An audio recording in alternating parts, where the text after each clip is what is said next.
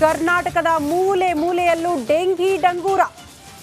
ಡೆಂಗಿನ ಸಾಂಕ್ರಾಮಿಕ ರೋಗ ಅಂತ ಘೋಷಣೆ ಮಾಡಲಾಗಿದೆ.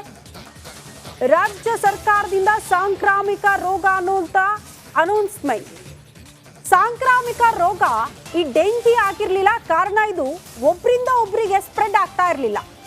ಆದರೆ ಸೊಳ್ಳೆಗಳಿಂದ ಸೃಷ್ಟಿಯಾಗ್ತಾ ಇದ್ದಂಥ ಡೆಂಗಿ ರೋಗ ಇದೀಗ ಸಾಂಕ್ರಾಮಿಕ ರೋಗ ಅಂತ ಅಧಿಕೃತವಾಗಿ ಸರ್ಕಾರದಿಂದಲೇ ಘೋಷಣೆಯಾಗಿದೆ. ಕರ್ನಾಟಕದಲ್ಲಿ ಪ್ರತಿನಿತ್ಯ ಕೂಡ ಡೆಂಗಿ ಪ್ರಕರಣಗಳು ಹೆಚ್ಚಾಗ್ತಾ ಇದೆ.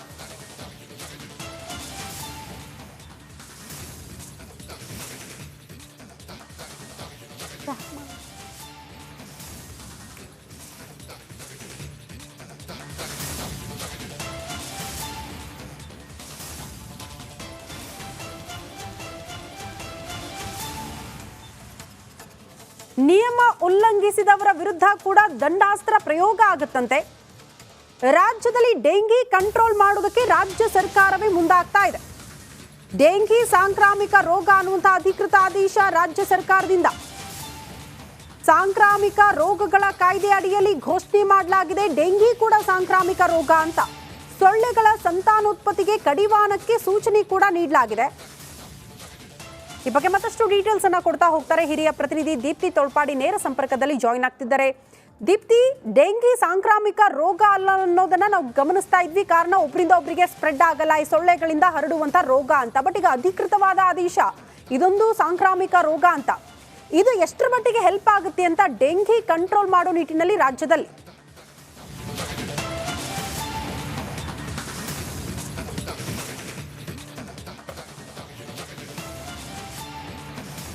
ಇನ್ನು ವರ್ಷ ಮುಗ್ದಿಲ್ಲ, ಅಷ್ಟು ಬೇಗ 25,000ಕ್ಕೂ ಹೆಚ್ಚು ಪ್ರಕರಣಗಳು ರಾಜ್ಯದಲ್ಲಿ ದಾಖಲಾಗಿದೆ. ಬೆಂಗಳೂರು ಹಾಟ್ಸ್ಪಾಟ್ ಆಗಿ ಟರ್ನ್ ಆಗ್ಬಿಟ್ಟಿದೆ. ಯಾಕಂದ್ರೆ 200ಕ್ಕೂ ಹೆಚ್ಚು ಪ್ರಕರಣಗಳು ಕಾಣಿಸ್ಕೊಳ್ತಾ ಇರುವಂತದ್ದು, ಸಕ್ರಿಯ ಕೇಸ್ಗಳು ಕೂಡ ಜಾಸ್ತಿ ಆಗ್ತಾ ಇರುವಂತದ್ದು. ಈ ಎಲ್ಲ ಹಿನ್ನೆಲೆಯಲ್ಲಿ ಯಾವ ರೀತಿಯಾಗಿ ನಾವು ಇದನ್ನ ತಡೆಗಟ್ಟಬಹುದು ಅಂತ ಹೇಳಿ ಅಧಿಕಾರಿಗಳ ಜೊತೆ ಎಲ್ಲ ಮೇಲಿಂದ ಮೇಲೆ ಮ್ಯಾರಥಾನ್ ಮೀಟಿಂಗ್ ಗಳನ್ನ ಆರೋಗ್ಯ ಸಚಿವರು ಮಾಡ್ತಾನೆ ಇದ್ರು. ಇದೀಗ ಡೆಂಗಿ ಕಂಟ್ರೋಲ್ಗೆ ಮೊದಲ ಬಾರಿಗೆ ಈ ಒಂದು 2020 ಕಾಯ್ದೆಯನ್ನ ತಿದ್ದುಪಡಿ ಮಾಡಿ ಡೆಂಗಿ ಒಂದು ಸಾಂಕ್ರಾಮಿಕ ರೋಗ ಅಂತ ಹೇಳಿ ಗೆಜೆಟ್ ನೋಟಿಫಿಕೇಶನ್ ನ ಸರ್ಕಾರ ಹೊರಡಿಸಿದೆ. ಈ ಮೂಲಕ ದಂಡಾಸ್ತ್ರವನ್ನ ಮಾಡುವಂತದ್ದು, ಕಂಟ್ರೋಲ್ ಮಾಡೋದಕ್ಕೂ ಕೂಡ ಸರ್ಕಾರ ಮುಂದಾಗಿರುವಂತದ್ದು. ಅಂದ್ರೆ ಪ್ರಮುಖವಾಗಿ ಗ್ರಾಮಾಂತರ ಪ್ರದೇಶಗಳಲ್ಲಿ ನೀವೇನಾದ್ರೂ ಡೆಂಗಿ ಕಂಟ್ರೋಲ್ ಆಗ್ಲಿಲ್ಲ ಅಥವಾ ಈ ಸೊಳ್ಳೆಗಳ ಉತ್ಪತ್ತಿ ಆಗ್ತಾ ಇದೆ ಅಂತಹ ಜಾಗದಲ್ಲಿ ಯಾರು ಹೊಣೆಗಾರರಿರ್ತಾರೆ ಅಂತವರಿಗೆ 500 ರೂಪಾಯಿ ದಂಡ ಪ್ರಯೋಗವನ್ನ ಮಾಡುವಂತದ್ದು. ನಗರ ಪ್ರದೇಶಗಳಲ್ಲಿ 1,000 ರೂಪಾಯಿ ದಂಡ ಪ್ರಯೋಗವನ್ನ ಮಾಡುವಂತದ್ದು. ಈ ಮೂಲಕ ಇದನ್ನ ಕಂಟ್ರೋಲ್ಗೆ ತರುವಂತಹ ಕೆಲಸಕ್ಕೆ ಆರೋಗ್ಯ ಇಲಾಖೆ ಮುಂದಾಗಿದೆ. ಯಾವ ರೀತಿ ಕಂಟ್ರೋಲ್ ಅಂತ ಹೇಳಿದ್ರೆ, ಫಾರ್ ಎಕ್ಸಾಂಪಲ್ ಬೆಂಗಳೂರಿನಲ್ಲಿ ಒಂದು ಖಾಲಿ ಸೈಟ್ ಇದೆ, ಅಲ್ಲಿ ಗಲೀಜ್ ಇದೆ, ಕಸ ಇದೆ, ನೀರ್ ನಿಲ್ತಾ ಇದೆ. ಅಕ್ಕಪಕ್ಕದವರು ಸಾಕಷ್ಟು ಬಾರಿ ಕಂಪ್ಲೇಂಟ್ ಅನ್ನ ಮಾಡ್ತಾ ಇದ್ದಾರೆ, ಆದ್ರೆ ಅದನ್ನ ಯಾರು ಕೂಡ ಹೊಣೆ ಹೊತ್ತಿಲ್ಲ. ಅಂತಹ ಸಂದರ್ಭದಲ್ಲಿ ಆ ಮಾಲೀಕರನ್ನೇ ಹೊಣೆಗಾರರನ್ನಾಗಿ ಮಾಡಿ ಅವರಿಗೆ 1,000 ರೂಪಾಯಿನ ದಂಡವನ್ನ ಮಾಡುವಂತದ್ದು. ಫಸ್ಟಿಗೆ ಹೋಗಿ ಅವರಿಗೆ ಹೇಳ್ತಾರೆ ಕ್ಲೀನ್ ಹಿಡ್ಕೊಳ್ಬೇಕು ಅಂತ ಹೇಳಿ. ಆ ಪಕ್ಷದಲ್ಲಿ ಅವ್ರು ಕೇಳಲಿಲ್ಲ ಅಂತ ಹೇಳಿದ್ರೆ ನೆಕ್ಸ್ಟ್ ಅವರಿಗೆ 1,000 ದಂಡವನ್ನ ಹಾಕುವಂತದ್ದು. ಅದನ್ನ ಮೀರಿ ಮತ್ತು ಅವರು ಕೇಳಲಿಲ್ಲ ಅಂತ ಹೇಳಿದ್ರೆ ಮುಂದಿನ ಕಠಿಣ ಕ್ರಮಕ್ಕೂ ಕೂಡ ಮುಂದಾಗೋದಕ್ಕೆ ತೀರ್ಮಾನವನ್ನ ಮಾಡಲಾಗಿದೆ. ಅದು ಹೋಟೆಲ್ ಇರ್ಬೋದು, ರೆಸಾರ್ಟ್ ಇರ್ಬೋದು, ಹೋಮ್ ಸ್ಟೇ ಇರ್ಬೋದು, ಅಥವಾ ಯಾವುದೇ ಕಮರ್ಷಿಯಲ್ ಆಕ್ಟಿವಿಟೀಸ್ ಇರ್ಬೋದು, ತೆಂಗಿನಕಾಯಿ ಮಾರೋರು ಇರ್ಬೋದು, ಅಂಗಡಿಗಳಿರ್ಬೋದು, ಮನೆ ಸುತ್ತಮುತ್ತ ಇರ್ಬೋದು, ಸೈಟ್ ಇರ್ಬೋದು, ಇಂತಹ ಪ್ರದೇಶಗಳಲ್ಲೇನಾದ್ರೂ ಸೊಳ್ಳೆ ಉತ್ಪತ್ತಿ ಆಗ್ತಾ ಇದೆ ಅಂತ ಹೇಳಿದ್ರೆ ನೇರವಾಗಿ ಅವರನ್ನ ಹೊಣೆಗಾರರನ್ನಾಗಿ ಮಾಡುವಂತದ್ದು, ಅವರಿಗೆ ದಂಡ ಪ್ರಯೋಗವನ್ನ ಮಾಡೋದಕ್ಕೂ ಕೂಡ ಈ ಒಂದು ಕಾಯ್ದೆ ಅಡಿ ಸಾಧ್ಯ ಆಗುತ್ತೆ. ಈ ಮೂಲಕ ರಾಜ್ಯದಲ್ಲಿ ಹರಡ್ತಿರುವಂತಹ ಡೆಂಗಿಯನ್ನ ಕಂಟ್ರೋಲ್ ಮಾಡೋದಕ್ಕೆ ಆರೋಗ್ಯ ಇಲಾಖೆ ಇದೀಗ ಮುಂದಾಗಿದೆ. ಶ್ರುತಿ. ಓಕೆ ದೀಪ್ತಿ, ಧನ್ಯವಾದಗಳು ತಮ್ಮೆಲ್ಲ ಮಾಹಿತಿಗೆ.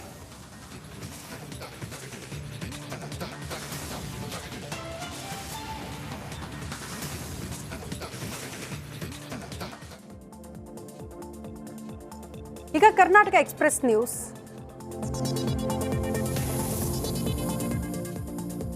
ಕಂದಾಯ ಸಚಿವ ಕೃಷ್ಣ ಬೈರೇಗೌಡ ನೇತೃತ್ವದಲ್ಲಿ ಪ್ರಗತಿ ಪರಿಶೀಲನಾ ಸಭೆ ಮಾಡಲಾಗಿದ್ದು, ಸಭೆಯಲ್ಲಿ ಮಾಧ್ಯಮಗಳನ್ನು ಹೊರಗಿಡಲಾಗಿದೆ. ದೇವನಹಳ್ಳಿ ಬಳಿಯ ಜಿಲ್ಲಾಡಳಿತ ಭವನದಲ್ಲಿ ಸಭೆ ನಡೆಸಲಾಗಿದ್ದು, ಸಚಿವ ಕೆಎಚ್ ಮುನಿಯಪ್ಪ, ಡಿಸಿ ಸೇರಿದಂತೆ ಎಲ್ಲ ಅಧಿಕಾರಿಗಳು ಕೂಡ ಭಾಗಿಯಾಗಿದ್ರು. ಆದರೆ ಇದೇ ಮೊದಲ ಬಾರಿಗೆ ಪ್ರಗತಿ ಪರಿಶೀಲನಾ ಸಭೆಗೆ ಮಾಧ್ಯಮಗಳಿಗೆ ನಿರ್ಬಂಧ ಹೇರಲಾಗಿದೆ. ಈ ಹಿಂದೆ ಸಭೆಯಲ್ಲಿ ಅಧಿಕಾರಿಗಳು ಮೊಬೈಲ್ ಬಳಕೆ ಮಾಡಿಕೊಂಡು ಕಾಲಹರಣ ಮಾಡುತ್ತಿದ್ದನ್ನ ಸುದ್ದಿ ಮಾಡಿದ್ದಕ್ಕೆ ಸಚಿವರಿಗೆ ಈ ರೀತಿ ಮುಜುಗರ ಉಂಟಾಗಿತ್ತು. ಇದೀಗ ಸಭೆಗೆ ಮಾಧ್ಯಮಗಳಿಗೆ ನಿರ್ಬಂಧ ಹೇರಲಾಗಿದೆ.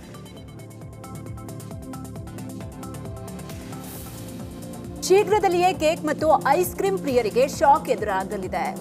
ಗೋಬಿ ಕಬಾಬ್ ಬಳಿಕ ಕೇಕ್ ತಯಾರಿಕಾ ವಸ್ತುಗಳ ಗುಣಮಟ್ಟ ಪರಿಶೀಲನೆಗೆ ಲ್ಯಾಬ್ಗೆ ಕಳಿಸಲಾಗಿದ್ದು, ಲ್ಯಾಬ್ ರಿಪೋರ್ಟ್ನಲ್ಲಿ ಹಾನಿಕಾರಕ ಅಂಶ ಪತ್ತೆಯಾಗಿದೆಯಂತೆ.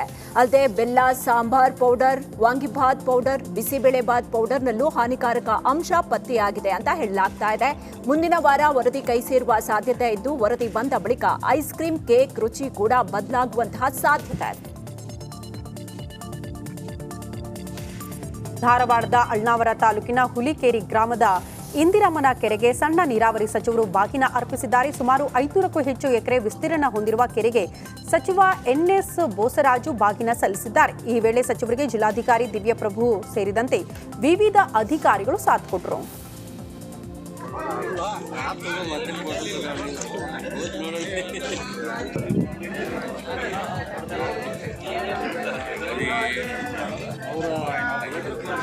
ಮಗವನ್ವಿಂದ್ರಸುನ್ಮತೆ ಪಾರಾವತಂ ಯತ್ಪುರುಷಂ ಮೃತಂ ಸ್ವಪಾರುಣೋ ಶರವಾಯ ಋಷಿಬಂಧವೇ ಇತಿ ಕಂಕಣಂ ಬದ್ವಾ. ಹಾಕ್ಬಿಡಿ ಸರ್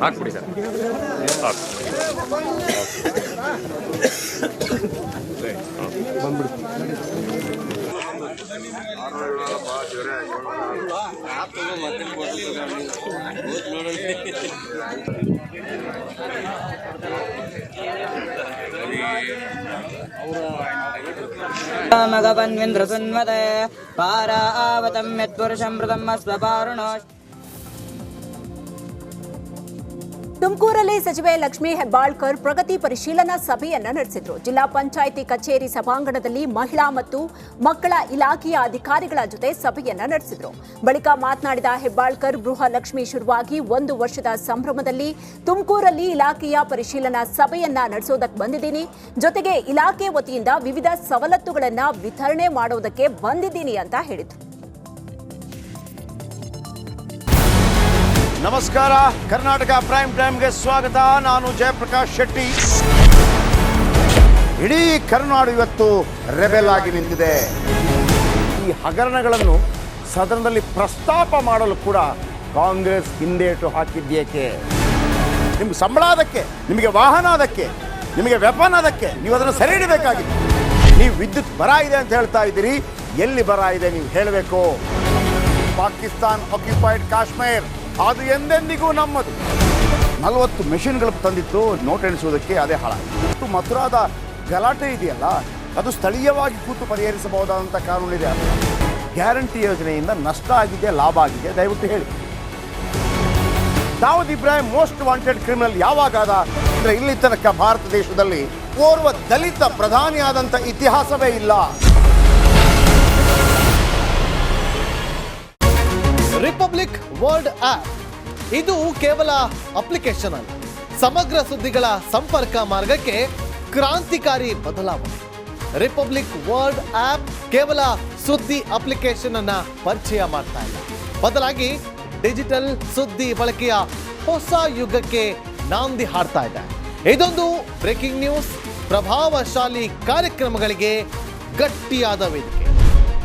ರಿಪಬ್ಲಿಕ್ ವರ್ಲ್ಡ್ ಅಪ್ಲಿಕೇಶನ್ ಈಗ ಲೈವ್ ಆಗಿದೆ. ಗೂಗಲ್ ಪ್ಲೇ ಸ್ಟೋರ್ ಮತ್ತು ಆಪಲ್ ಆಪ್ ಸ್ಟೋರ್ ಎರಡರಲ್ಲೂ ಲಭ್ಯವಿದೆ. ಈಗಲೇ ಡೌನ್ಲೋಡ್ ಮಾಡಿ.